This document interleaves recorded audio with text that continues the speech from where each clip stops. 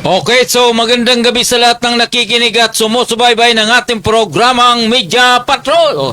Nandito naman po tayo at magkakasama-sama sa loob ng isang oras para sa opinyong talakayan ni Naing ng Bayan. Tumawag lamang sa 0956-512-2086. Siyempre dito lamang po yan sa impilan ng Paranaque Net Radio Worldwide. Luzon, Visayas at Mindanao. Ito po ang inyong lingkod, Gaspar Latam, na nagsasabing sa umaga sa tanghali maging sa gabi tayo magkakasama-sama dito po sa ating programang Media Patrol.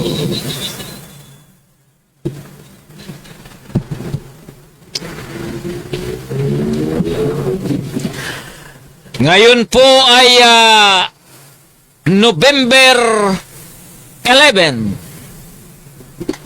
2025, Martes. At doon po sa bagyong Uwan, talagang hinagupit ang halos lahat ng lugar sa lugar ng Luzon. Yung ating mga kababayan yan po sa lalawigan ng Camarines Sur sa Region 5, kumusta po kayo? Bangon, bangon, bangon. At sa usapin ng flood control na yan, talagang ayaw na natin pakinggan yan dahil umay na po tayo. Sana yung pong mga sangkot sa Ghost Project at saka doon sa mga substandard, kitang-kita nyo na kung gaano kayo kagarapal sa inyong panunungkulan. At batid natin, ito ay ang labanan ngayon sa usapin ng panahon, sa usapin ng bagyo, ay halos wala na pong pinipili. Mataas na lugar o mababang lugar, pareho na po ang damage tuwing may bagyo. Yung po ay bagyo pa lamang pinag-uusapan natin. Wala pa po yung sinasabing iba't ibang uri na sakuna, katulad ng pagputok ng bulkan, katulad po ng maaring dumating na the big one. So dapat ang ating mga kababayan, lalong-lalo na po ang ating gobyerno, ganun din po yung pong mga mayayaman, yung pong mahihirap, sana tulong-tulong na po tayong bumangon para sa hinaharap. Diba? Katulad po sa lugar ng Cebu. Tingnan nyo naman na nangyari kung ano. Katulad yan po sa lugar ng Catanduanes. Hindi lang po kaming mahihirap ang nalalagasan o kaya naapektuhan Halos lahat naman Kaya lang ang pinagkaiba, yung pong mga nasa magandang kanilang tahanan ay hindi totally nasisira, samantalang yung pong mga barong-barong yung tinitirahan, yung mga sabihin po natin hindi masyado matibay, ay talagang halos lahat nasisira o tinatangay pa po ng baha. Ngayon ano ang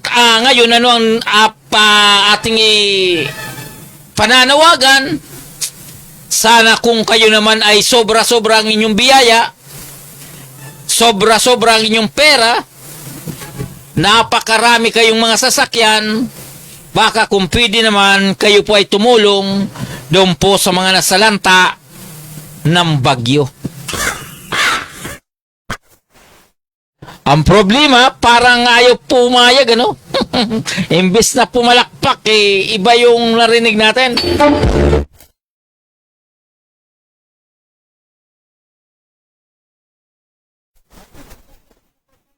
Balita, DLD kakastiguhin ang LGUs na nag-abroad sa gitna ng bagyo. Singil sa renta sa bahay, wag munang pag may kalamidad. 3 bagyo papasok, 1 lalabas pero babalik. Bastosin, ano? Lalabas pero babalik. Hagupit noon, 30 milyon bahay nawalan ng kuryente. Binasag bago pa maglandfall, Sierra Madre, pinahina si Uwan. Pamilya natabunan sa landslide, 5 taong gulang kambal patay. Ito po ang kawawang balita. Okay, tuloy-tuloy na po tayo sa detalye ng ating mga balita. 3 milyong bahay na nawala ng kuryente kay Uwan. Nasa 3 milyong kabahayan ang nawala ng kuryente sa matinding hagupit ni Super Typhoon Uwan sa 12 rehiyon sa Luzon at Visayas. Sa report na tinanggap ng Office of Civil Defense or OCD mula sa National Electrification Administration or NAIA, nasa 20 electric cooperative ang nilompo ni Super Typhoon Uwan sa pananalasan nito sa Bicol Region, lalawigan ng Aurora, Nueva Ecija, Nueva Vizcaya, Quirino North, Northern Samar at Samar. Ayon kay NIA Administrator Antonio Mariano Almeida, nasa 2,931,000 consumer ang walang elektrisidad matapos magtumbahan ang mga poste ng kuryente ng malakas na hanging dala ng bagyo. Nabatid na napilitan ang mga electric cooperative na putulin muna ang supply ng power upang maiwasan ang panganib at matinding pagkapinsala sa sobrang lakas ng hangin. Samantalang ang pagkukumpuni ng mga lineman ay apektado naman ng malawakang pagbaha at pagkasirang pasilidad. Umapila naman ang opisyal ng pag-unawa at pasensya sa habang patuloy ang pag-i-inspection ng mga crew ng power supply at line assessment sa tinamong pinsala. Ayon sa opisyal, masusing pagsusuri ang isinagawa ng mga crew, partikular na sa mga lugar ng Metro Manila, metro ng kuryente ay lumubog sa tubig baha upang tiyakin na may wasan ang sakuna kapag ibinalik sa ang supply ng kuryente.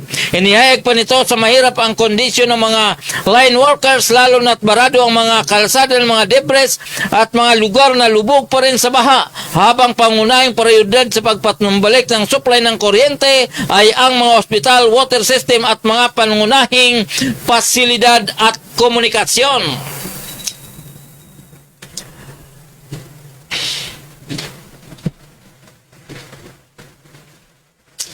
Iyon talagang bagyo. Pag tumama, nawawala ang supply ng kuryente. At mabigat po nito, 12 rehiyon mula sa Luzon at Visayas ang naapektuhan. Mr. Chairman Patalastas, please.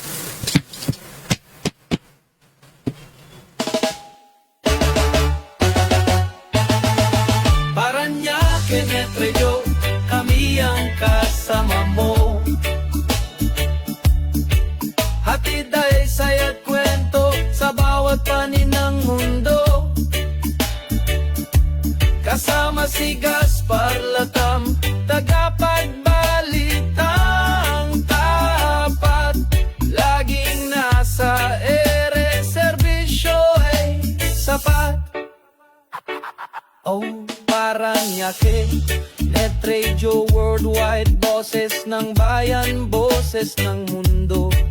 At kasama si Gaspar Latam, laging handang magatid ng totoo sa himpapawid.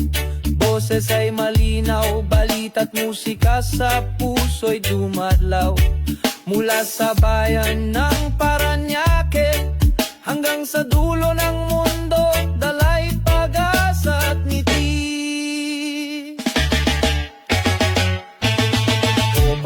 niya, Kenneth Rejo, kami ang kasama mo. Hatid ay saya't kwento sa bawat panig ng mundo. Kasama si Gaspar Latam, tagapagbalitang tapat. Laging nasa ere, serbisyo ay sapat. Kwento ng masa, boses ng bawat isa. Makulay na buhay dito ay nagsasama. Walang hadlang, oras o distansya. Basta't neto'y bukas, abot namin ang lahat. Paranaque, Kenneth Rejo, kami ang kasama mo. Hatid ay saya't kwento sa bawat panig ng mundo. Kasama si Gaspar Latam, tagapagbalitang tapat. Laging nasa ere, serbisyo ay sapat. Paul Paranaque, Net Radio Worldwide, boses ng bayan, boses ng mundo. Pagkasama si Gaspar Latam, laging handang maghatid ng totoo.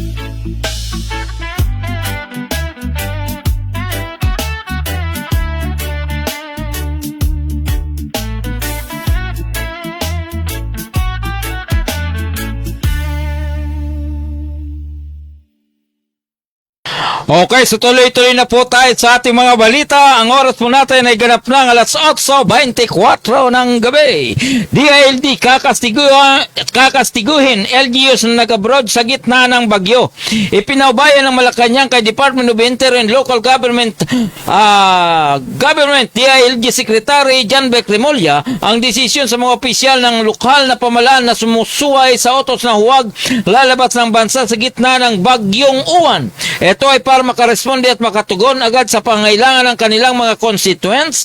Sa brief briefing sa Malacanang, sinabi ni Palace Press Officer Attorney Claire Castro na hindi agad maaaring sabihin na may sala ng mga opisyal na tumuloy pa rin ang lakad sa ibang bansa sa kabila ng inilabas na memo laban dito ng DILG. Ayon kay Castro, kailangan munang mataya o mapag-aralan kung ano ang plano nila papunta sa ibang bansa at kung ito ay talagang nakapikto sa mabilisan nilang pag-aksyon para sa mga kababayan natin na nakaranas ng hagupit ng bagyo. Gihit pa niya na nasa pumuno ni Remulla ang pagsiyasat nito, kaya dapat hayaan muna silang magpaliwanag tungkol dito. Tingnan po natin kung paano sila mag-explain na despite that the memorandum at sila po ay umalis ng bansa. Saad pa ni Castro. Nauna lang naglabas ng memorandum ang DILG na kansilahin ang travel application at claims ng mga lokal na pamalang bilang paghanda sa Super Typhoon Uwan. Subalit may mga ulat na ilang lokal na opisyal pa rin ang nagtungo sa ibang bansa sa gitna ng pananalasa ng bagyo. So, yung pong mga local official natin na nasa ilalim ng DILG, tama naman po ang sinabi nitong si Undersecretary Claire Castro na dapat mo nang pagpaliwanagin yung mga local executive naman kung bakit tumuloy pa rin sa kanilang lakad. At batid po natin na yung preparasyon naman ng bagyong Uwan ay halos ilang araw.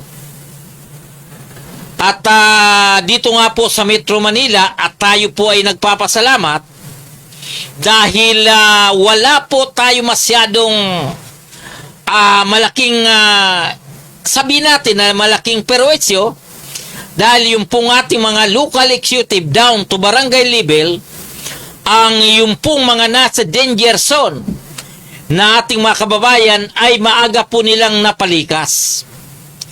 At ang maganda po rito, sila po ay nasa magandang lugar naman, sila naman po ay nabigyan ng sapat na pagkain At ang ating mga barangay naman ay talagang sila po ay naging masigasig na i-monitor, i-supervise ang kanilang mga tauhan at ang kanilang mga nasasakupan para matugunan kung ano ang pangangailangan nung nakaraang bagyong uwan.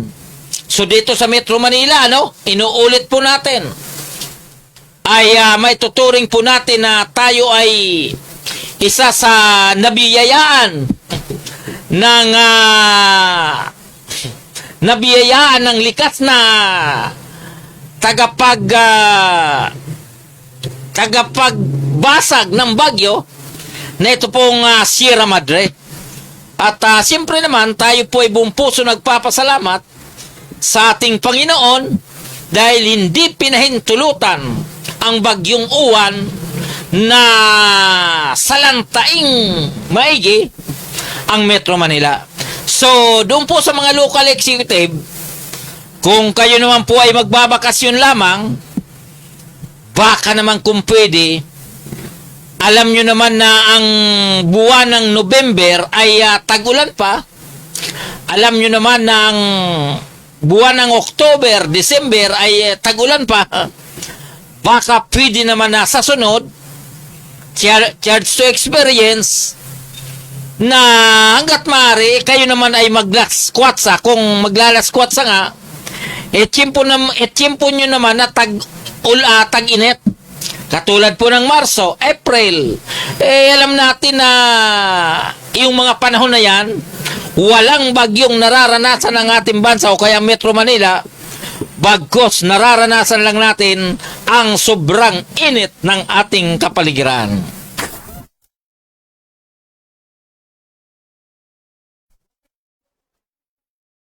Tingil sa renta sa bahay, huwag muna pag may kalamidad. Ayon kay Gatchalian. Basahin po natin ang detalye ng mga balita. Isinusulong na Senado ang panukalang batas na naglalayong ipagbawal ang paniningil sa upa at pagpapalayas sa inupang bahay tuwing may kalamidad. Sa Senate Bill number 1109 na iniyan ni Senator Erwin Gatchalian, nais nitong ipagbabawal muna ang paniningil ng renta at pagpapalayas ng mga pangunahing panangungupahan sa panoy dineklara ang state of calamity o state of emergency sa loob ng 30 araw matapos ang termination ng state of calamity o state of emergency. Kung ang covered period ay lalampas sa 60 araw, ang pagbabayad ng deferred pays, charge at cost ay gagawing hulugan sa loob ng 6 na buwan. Kung magiging batas ang panukala ay tatawaging Rental Payment and Eviction Moratorium during Disaster and Emergencies Act. Ayon kay Gatchalian, layunin ng panukala na tulungan ang mga pamilyang labis na napektuhan ng mga kalamidad gaya ng bagyo, lindol, pandemya. This will be balance the rights of tenants and lessors while putting compassion and recovery at the center of our policy response ni Ani Gatchalian. Actually, siyempre, ninyo pong lingkod ay pabor dito. Dahil sa usapin ng renta, tayo po ay isa doon. So, kung may kalamidad, magkaroon ng moratorium, pabor po sa atin yan. Lalong-lalo na kung tayo nga po ay dapa, kung tayo nga po ay walang pambayad, palakpakan po natin si Senator Gatchalian.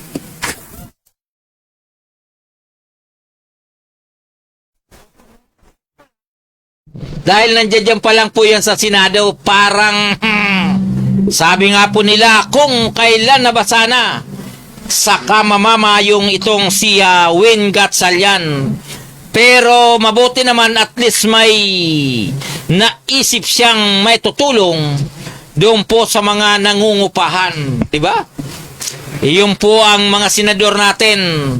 Pag may nangyayari na, saka sila gagawang batas. Okay, tuloy-tuloy na po tayo sa ating mga balita. PBBM pinuri LGUs, first responders at volunteers. Pinuri ng Pangulong Ferdinand Marcos ang local government units or LGUs, first responders at mga volunteers dahil sa mabilis na evacuation center sa mga lugar na tinaak ng Super Typhoon Uwan. Kasunod ito ng ulat ng Office of Civil Defense or OCD ng preventive evacuation efforts para sa umabot sa 426,000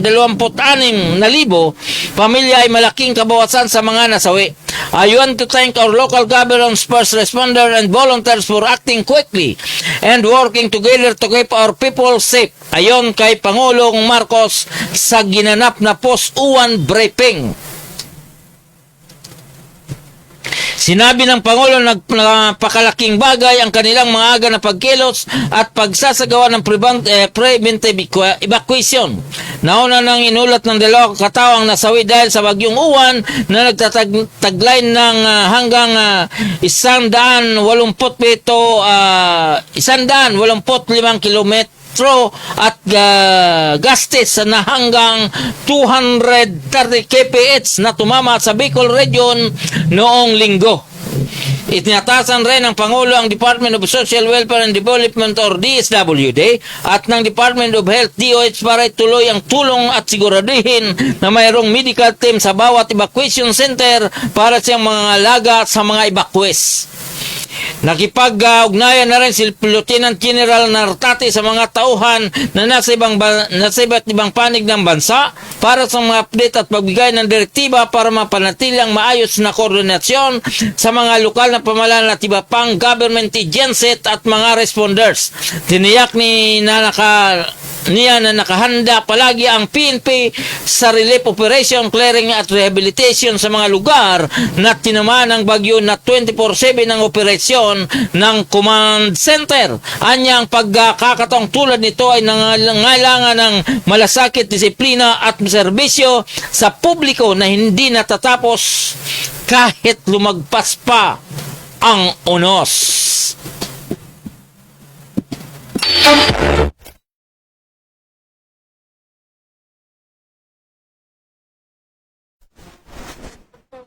Volunteer responders, binuri po kayo ng ating mahal na Pangulong Ferdinand Marcos.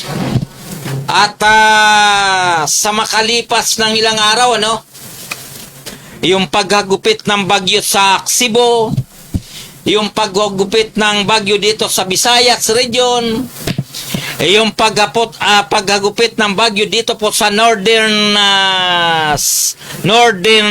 Luzon, dito po sa National Capital Region at iba pang panig ng Pilipinas.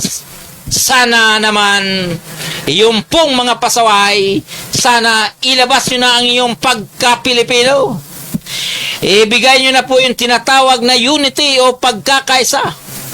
Wala sa politika ang solusyon ng problema ng Pilipinas. Tandaan po ninyo yan.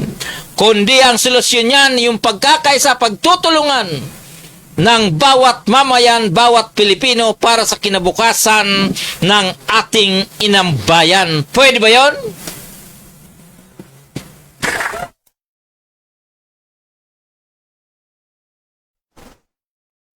Mga balita, bagsik ng bagyong Uwan.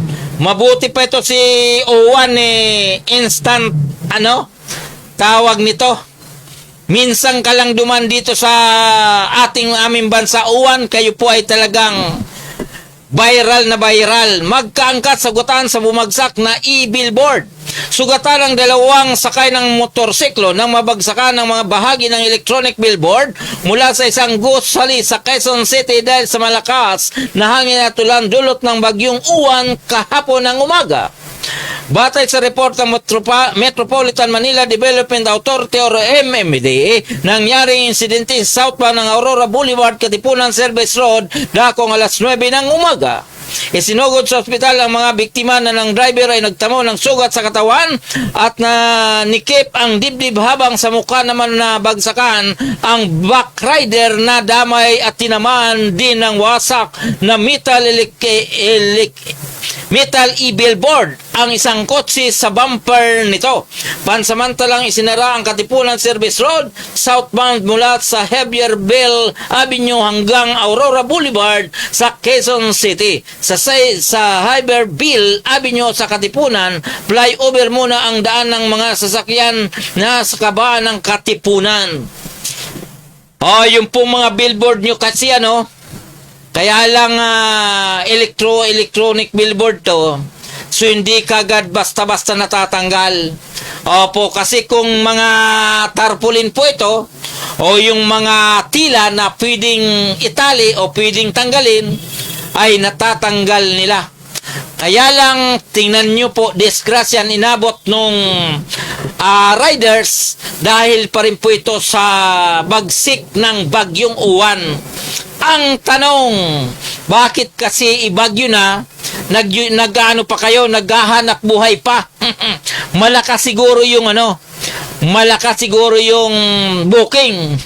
Kaya lang in my side, kapag bagyo, ang first priority po natin ay ating kaligtasan.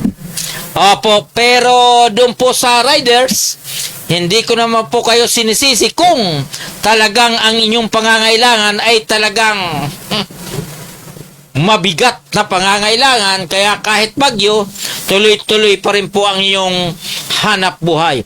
Okay, tuloy-tuloy na po tayo sa ating mga balita. Higit 3,000 residente ng Malabon mananatili sa evacuation centers. Bunsod ng patuloy na pag-ulan, malakas na hangin at pagtaas ng tubig dagat na dulot ng bagyong uwan, umabot sa mahigit 3,000 residente ng Malabon City ang mananatili sa mga evacuation center. Ayon sa ulat ng Malabon City Disaster Risk Reduction and Management Office or MCDRRMO, nasa 877 pamilya o umabot sa 3,036 residente mula sa Potrero, Tanyong, Katmon, Longos at Hulong Duhat ang dinala sa 24 evacuation center sa lungsod. Kabilang ang Potrero Elementary School na isa sa pinakapuno ngayon ng mga evacuees. Agad ding nagamit ng Quick Response Fund upang mapabilis ang operasyon sa relief distribution at rescue efforts. Kasabay nito patuloy ang pagmamahalagi ng mainit na pagkain, relief goods at serbisyong medical sa mga apektadong residente, lalo na sa mga bata, nakakatanda at buntis. Ayon kay Malabon City Mayor Janine Sandoval, nakatulong ang lungsod sa kaligtasan ng mga mamayan at patuloy ang koordinasyon ng MCDRRMO, City Social Welfare and Development Department, CSWDD at iba pang tanggapan para matiyak na sapat ang tulong at maayos ang kalagayan ng evacuation naman at mga evacuees. So, malinaw, ito pong Malabon ay marami pong nag-evacuate. At gusto ko pong ipalam sa inyo, ang karanasan ko yan dyan sa Malabon noong 90s, kahit uminit ang Malabon, yung ibig sabihin may araw, pero kapag high tide, ay obligado kang lumusong sa baha. Yung pong mga kababayan, yung mga naging kapitbahay natin dyan sa lugar ng Potrero, at ganun din po dyan sa lugar ng ano bang isang lugar dyan sa San Pascual ba yan? Tayo po ay tumira dyan noong 90s. Kaya yung lingkod, alam po ang sitwasyon yung po dyan sa lugar ng Malabon. Lalong-lalo na po pag bagyo. Dati nung ako po ay umuwi dyan, pag alis ko ng umaga, wala naman na tubig. Pero pag umuwi po ako ng hapon, kahit walang ulan, ay lumulusong po ako sa tubig alat. Diba itong ating kaibigan na si Justin Trinidad? Regards po natin itong ating kababayan na si Justin Trinidad. Sabi niya nga po, ang pugi mo talaga. Yun ang gusto ko sa iyo, Justin. Kaya ang pagpuri ko sa Mayor Action Support Group sa panguna ni Sir Arman Salazar and of course buong team ng Masji, kasama po itong si masipag na lingkod bayan na si Justin Trinidad. Regards ko po kayo at yung pong iba pang mga nasa online, magandang gabi po sa inyong lahat. Okay, tuloy-tuloy na po tayo sa ating mga balita at sa nabutas pa rin. 6,000 katao lumikas diki sa nabutas na wasak. Ayan, nagsagawa ng paglikas mula sa kanilang mga tahanan ng mahigit 6,000 katao matapos tumaas ang tubig sa karagatan at sinabayan pa ng pagkawasak ng diki tulad ng bagyong Uwan sa Nabutas City nitong linggo ng gabi. Sa ulat, halos umabot ng hanggang dibdib ang tuigba sa loob ng mga kabahayan sa Barangay Bagong Bayan South. Kasunod nito, alas 12 na ng hating gabi ng bigla ring nawala ng kuryente ang buong lungsod na labis din kinibahala ng mga residente. Nakakantabay pa rin ang rescue team sa mga lugar ng mga binaha upang agad na matugunan ang pangangailangan ng mga apektadong residente. Inuulit natin yung Malabo na butas. Coastal areas po yan. Napakarami po ang mga isda dyan. At yung pong lugar ng Litre, nako, napakarami pong tao dyan. At yung pong mga tawag nito, yung mga ilog nila, yung sapa nila, nang tayo po ay nandiyan pa sa lugar ng Malabon, ay talagang noong paman ay lagi po itong binabaha. So, lalo na po ngayon, 2025, na dati-rati nga po ang ibang lugar dito sa Metro Manila ay hindi po talaga binabaha, pero ngayon 2024-2025 ay talagang tayo po ay nakaranas ng pagtaas ng tubig at talagang maraming napeperwisyo, lalong-lalo na po yung mga sasakyan na lusong dito, lusong doon. Talagang perwisyo, gastos pa ang nadadali.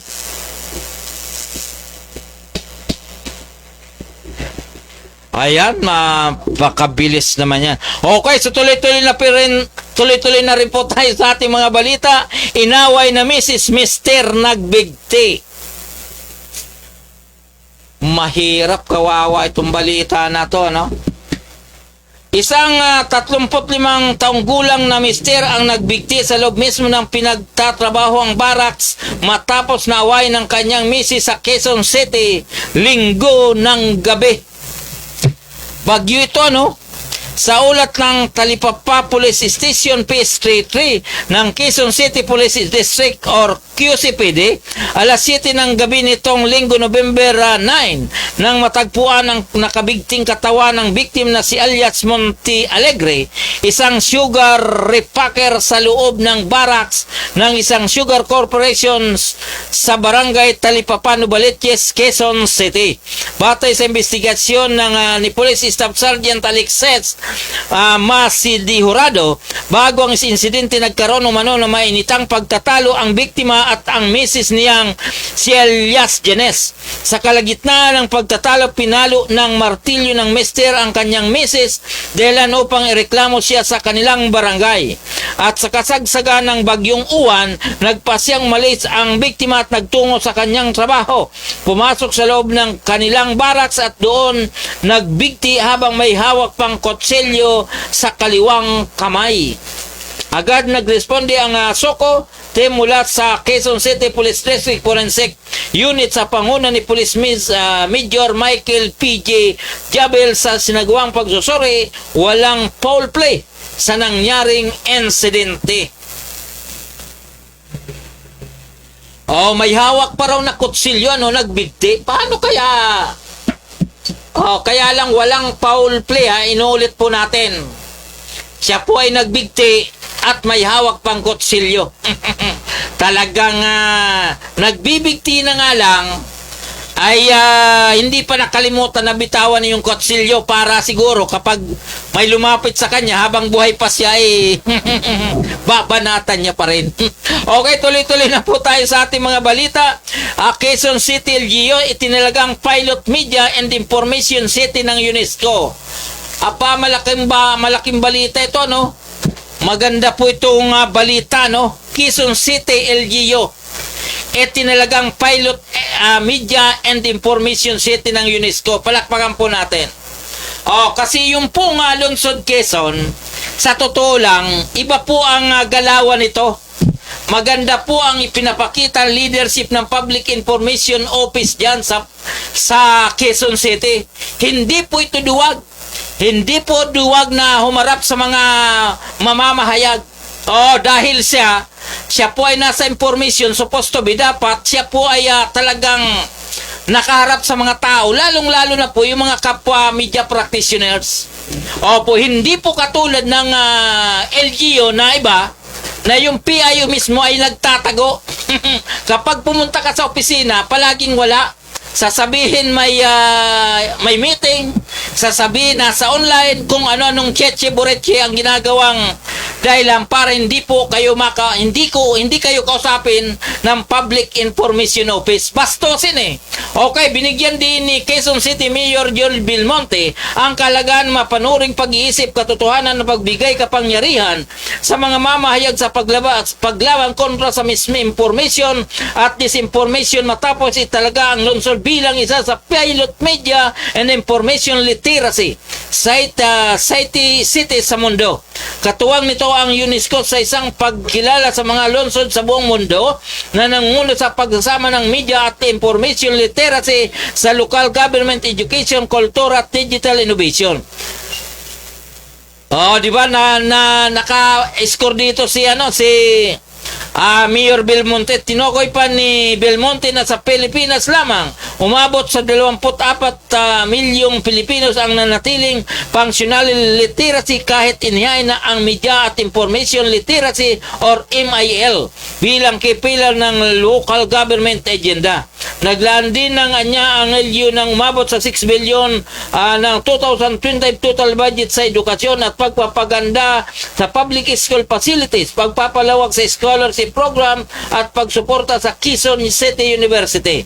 Sinabi pa ni Belmonte na kasalukuyan ay nakikipag-ugnayan ang lungsod sa The New York Times Company para sa paglulunsad ng citywide debate competition sa mga pampublikong paaralan ng Quezon City na layong palakasin ang kakayanan ng mga estudyante sa analytical at communication. Iyon ang maganda pong balita sa Quezon City. Dahil sinabi ni Belmonte na magkaroon po ng tinatawag na debate para doon po sa mga mag-aral. At ang plano pong patasin yung tinatawag na literacy para sa mga mag-aral. Sana naman gayahin natin ang Quezon City kung pwede lang naman. At tayo naman po yung mga, sabi nga po nila, yung mga magagaling na mamahayag, magturo doon sa mahihina. Hindi katulad ng mga inutil na, sabi nila, mga kilala sila mga media personality, pero mga inutil dahil yung maliliit na miyembro ng pamamahayag, o yung sinasabi nilang mga vlogger ay hindi na pinapansin. Mga bastosin, Akala nyo mga agila. Akala nyo hindi kayo pinapasweldo ng taong bayan. Sana yung pong mga nasa Public Information Office, matauhan po kayo sa katotohanan. Huwag po kayong maging suplada dahil kayo po ay pinapasweldohan ng taong bayan. Pinapasahod kayo ng taong bayan. Pagkatapos ang dating ninyo, akala nyo kung kayo na ay nagpapasahod sa inyong sarili. Huwag po kayong maging bastos kung pwede lang naman.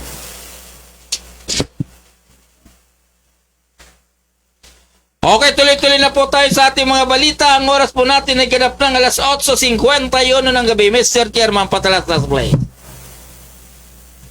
Ay, nako. Sabi nila kung gagamit ako ng coke, makakapag-party ako buong magdamag. Ang ganda. Salamat, ma. Sige, anak. I love you. Mag-enjoy tayo mamaya.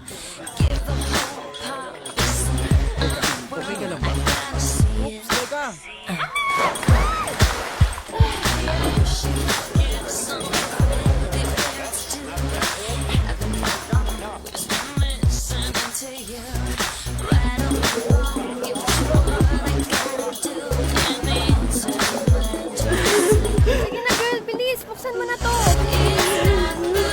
Ayoko.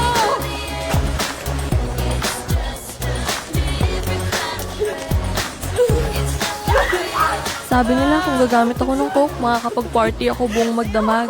Nagsinungaling sila. Alamin ang katotohanan tungkol sa cocaine. Drugfreeworld.org. Mamahalin niya raw ako habang buhay kung hihit-hit kami ng crack. Diyan ka lang! Tumahimik ka! Tahimik! Wala kang kwenta! Isa ka lang! Mahal kita! Tumigil ka sabi! Tama na! tumulong!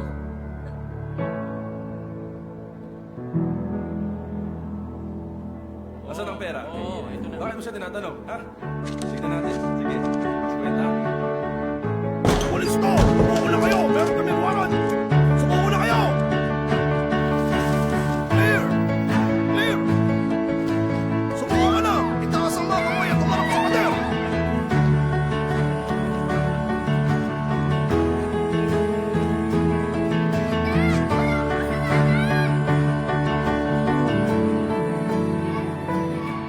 Mamahalin daw niya ako habang buhay kung sasabayan ko siyang humit-hit ng crack. Nagsinungaling siya. Alamin ang katotohanan tungkol sa crack. Drugfreeworld.org. Ayan, tuloy-tuloy na po tayo, ano? At doon po sa ating mga kababayan, ano? Dito po sa lungsod ng Parañaque, tuloy-tuloy na po ang pamimigay ng pamaskong handog at yung casket para po sa ating mga senior citizen dito po sa lungsod ng Parañaque. At ganun din po ang lokal na pamahalaan ng lungsod mula po noong Huwebes, Biyernes, Sabado at Linggo, Lunes ay tuloy-tuloy pong nag-iikot sa 16 na barangay ng lungsod para sa paghahanda doon po sa dumaan na bagyong Uwan. Dahil batid po natin na talagang yung pong binigay na information ng pag-asa, ganun din po ng DRRMO at iba pang ahensya ng ating gobyerno na kumilos para ang ating mga kababayan ay hindi masalanta o sabihin natin na hindi tamaan ng masamang epekto ng bagyo. Okay, November 10, 2025. Bilang tugon sa report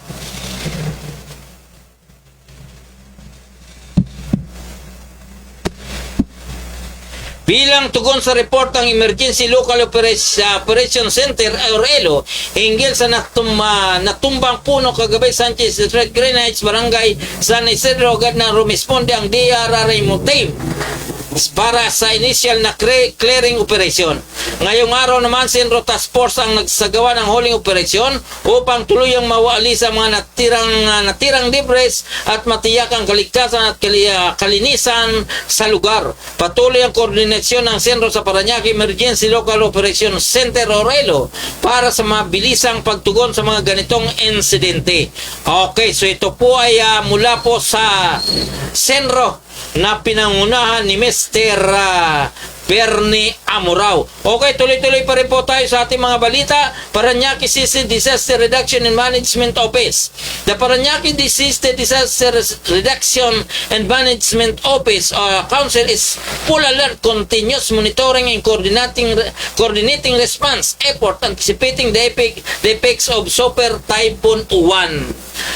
Kaya po dito sa lungsod ng Parañaque, talagang handang-handa at hindi po nagkulang para sa paghahanda sa bagyong Uwan. At doon po sa mga kasalukuyan nasa evacuation pa, patid po natin kung talagang hindi pa kaya, dyan lang muna kayo sa evacuation. Ngayon, kung talagang kaya lang naman, pwede na po kayong bumalik. At actually, pagkamat sunod-sunod ang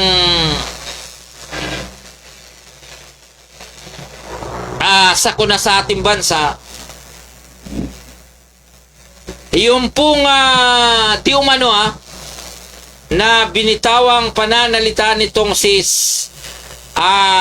Ombudsman Remulla na mayroon na di umanong warrant of arrest. Ito pong si Senator Bato de la Rosa naman ay lumilitaw pa rin na talagang kinakagat pa ng taong bayan kung talagang itong si Senator Bato de la Rosa ay madadala rin po doon sa dahig.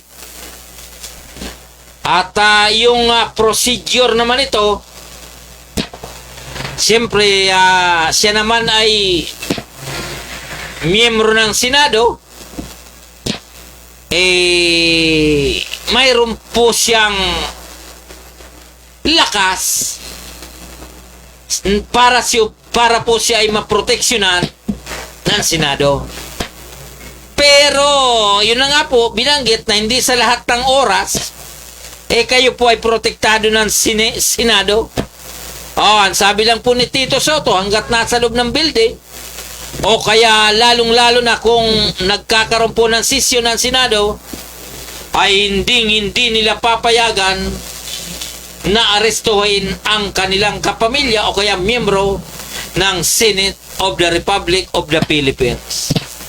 So kaya po natin ito nabanggit dahil si Pangulong Duterte ay balitang-balita na ay di umano ay mahina na.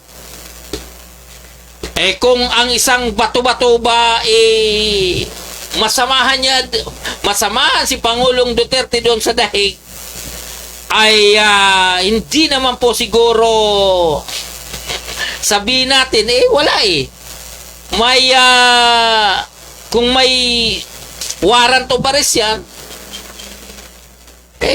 di na naman po sa tamang proseso. Ang akin lamang is parang nagagana na yung hirap ng kalooban ko ng ating dating presidente na si Pangulong Duterte ay nag-iisa doon po sa dahig.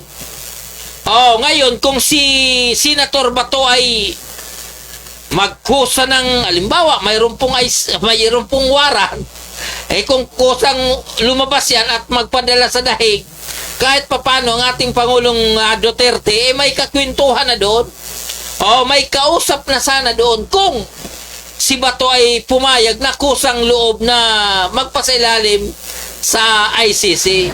So ito naman po ay kwento ko lang kung inyo pong mararapatin, dahil si Pangulong Duterte, tayo naman ay Pilipino, namimiss na natin si Pangulong Duterte. Hindi na po natin nakikita o hindi na natin siya napapanood, lalong-lalo na may edad na.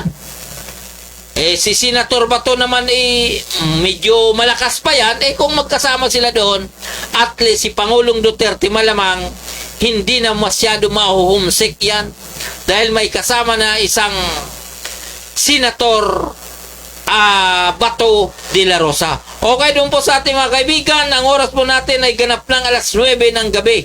Nasa kasalukuyan po ay nasa online. Ito pong ating kasama sa PDMSI. Ito pong si Chairman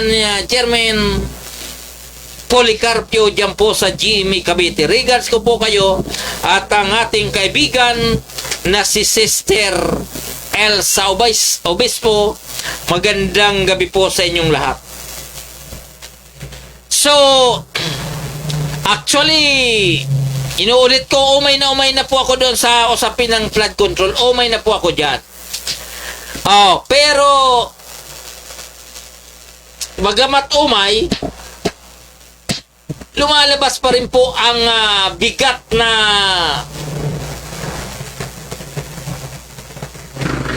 pangyayari tungkol po sa ating gobyerno sa ilalim po ng DPWH. At yung pong Bicol Region ngayon, tila nasa hot seat naman yung pamilya Villapuerte. Siyempre, pinapangunahan po niya ni Elie Villapuerte, Mix Villapuerte, Luigi Villapuerte at iba pang lahi nito. Dahil di umano sa mga ghost project na nangyari diyan po sa lalawigan ng Camarines Sur at ibang pang bahagi ng Bicol Region. Sa usapin ng flood control, sa usapin ng katiwalian, umay na po ang inyong lingkod. Kaya kung hanggat maaari, dahil nga po sa usapin ng katiwalian na wala na pong katapusan, di ba mayroon naman 2026 barangay eleksyon? Simulan po natin sa pagpili ng tama. Darating naman po ang 2028 eleksyon. Sana makapili na po tayo ng tama. Huwag na po tayo magsapalaran. Di ba? Huwag na po tayo magsapalaran. Dapat pumili po tayo ng mga manunungkulan sa atin na 100% mapagkakatiwalaan. Dahil tingnan mo nangyari. Masakit man sa kalooban, masakit man banggitin, pero yung mga bumoto dito po sa ating kasalukuyang presidente na si Pangulong Bongbong Marcos at saka po yung bumoto rin po sa kasalukuyang Vice President na si Inday Sara Duterte, malamang kayo ay nagsisisihan na dahil sa pangyayari. Dahil napakaswerte sana ng Team Unity, dahil yung presidente ay nanalo, yung vice president ay nanalo, supposed to be, dapat itong dalawa na to ay nagtutulungan. Di ba? Pero nangyari, sa kalagitnaan ng kanilang pagsiservisyo sa bayan, sila po ay nagkakandawindang-windang na. Kaya tingnan nyo po ang nangyari. Kongreso, Senado, Office of the Vice President, Office ni Pangulong Marcos, sila po ay naghahatawan ng issue by issue tungo sa political agenda for 2028. Ngayon, kanino pa ba tayo magtitiwala? Yung nakaupo na si Vice President? Kung kayo po ay maniwala, walang masama, karapatan nyo naman yan. Pero, sana pag sila po ay nakaupo na sa 2028 din, ay maging maayos na po ang takbo ng ating gobyerno. Yun lang naman po ang hangad natin. Di ba? So, kaya po yung mga kaibigan natin na hindi po natin nababasa sa online, pagpasensyahan nyo na po dahil malapit nang magtapos ang ating programang Media Patrol. At inuulit ko po, sana kayo naman po ay laging ligtas. Kahit na binagyo ang ating mga pananim dyan po sa Bicol Region, na halos wala pong natira, laban-laban lang. Total, nandyan naman po ang ating gobyerno. Nandyan po ang Department of Agriculture na pwedeng inyong sandalan kung maiiwasan po sana ang katiwalian. At ganun din po sa ating mga kasama dito po sa Metro Manila, mula po sa pamunuan ng Philippine Digital Media Society Incorporated and officers, and of course sa Paranaque Net Radio Worldwide at iba pa pong kaibigan natin na mamamahayag dito sa Metro Manila, ganun din po sa mga karatig lalawigan. Okay, so doon po sa ating mga kaibigan Luzon, Visayas at Mindanao, ito po ang inyong lingkod, Gaspar Latam, na nagsasabing sa umaga, sa tanghali, maging sa gabi, tayo magkakasama-sama dito po sa ating programang Media Patrol.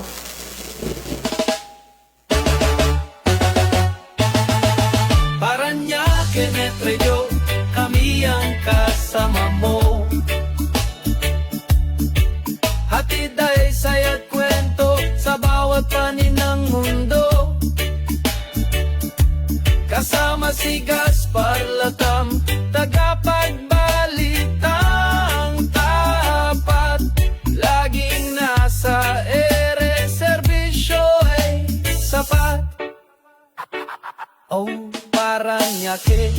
Net Radio Worldwide, boses ng bayan, boses ng mundo. At kasama si Gaspar Latam, laging handang magatid ng totoo sa himpapawid. Boses ay malinaw, balita't musika sa puso'y dumadlaw. Mula sa bayan ng Paranaque hanggang sa dulo ng mundo, dalay pag-asa at ngiti. O Paranaque Net Radio, kami ang kasama mo. Hatid ay saya't kwento sa bawat panig ng mundo. Kasama si Gaspar Latam, tagapagbalitang tapat. Laging nasa ere, serbisyo ay sapat. Kwento ng masa, boses ng bawat isa. Makulay na buhay dito ay nagsasama. Walang hadlang, oras o distansya. Basta't neto'y bukas, abot namin ang lahat. O Paranaque Net Radio, kami ang kasama mo. Hatid ay saya't kwento sa bawat panig ng mundo. Kasama si Gaspar Latam, tagapagbalitang tapat. Laging nasa ere, serbisyo ay sapat. Kung Paranaque Net Radio Worldwide, boses ng bayan, boses ng mundo. Pagkasama si